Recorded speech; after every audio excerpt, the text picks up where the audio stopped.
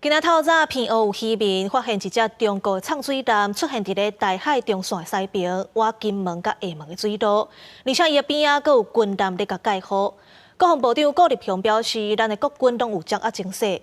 若学者分析，这只畅水艦可能是各样才会浮点水面，嘛有可能是中国挑工咧起无空，要甲美国呛声。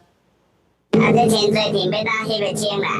中国舰南方看到出现伫台海夹中线以西挖金下水道遐，庆关台海情势紧张。有偏乌的渔民18透早出海去掠小港的时阵，所发现一只舰南浮伫台海中线附近的海域，较紧翕相而且离较远咧。舰南边仔阁有中国的军舰在盖好，做伙对中国方向在驶。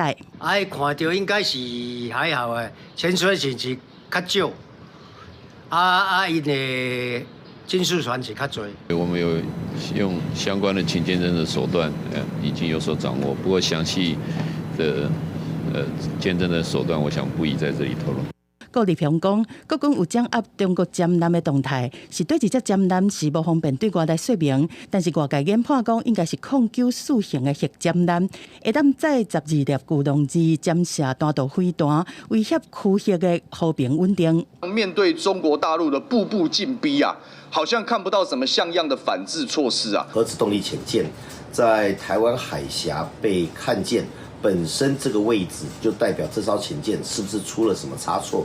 中国舰舰最近几年是真侪摆互看到浮出水面，包括2019年7月出现伫马祖的东引外海，今年9月出现伫南海，2021年11月伫台海出现，去年7月嘛互看到出现伫偏乌。这摆舰舰长时间浮起来，学者认为讲这是真无四常。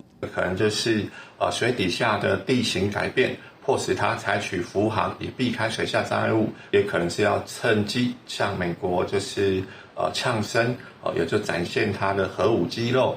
学者分析，中国舰舰有可能各种出状况，只好浮起来，嘛无排除是政治操作，故意让舰舰出现伫台海中线，甲美国咧呛声，等军事金马。记者综合报道。